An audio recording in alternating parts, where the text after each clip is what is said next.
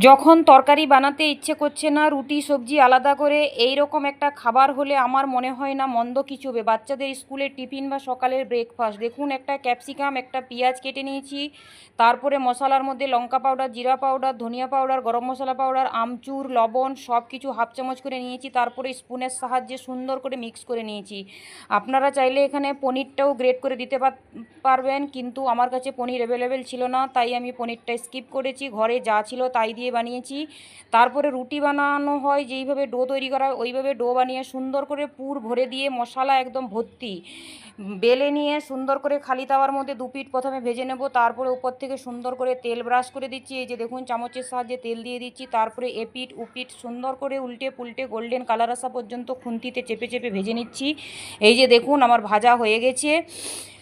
অবশ্যই খেতে দারুণ টেস্ট হয়। আমি একটা ক্যাপসিকাম, একটা পেঁয়াজ দিয়ে দেখুন চারখানা পরাটা বানিয়ে নিয়েছি টমেটো কেচাপ দিয়ে। খেতে কি অসাধারণ লেগেছিল। ভিতরটা আমি ছিঁড়ে দেখাচ্ছি কতটা পুর এবং জুসিলা হয়েছিল, একদম মশলা ভরা, দারুণ টেস্টি হয়েছিল।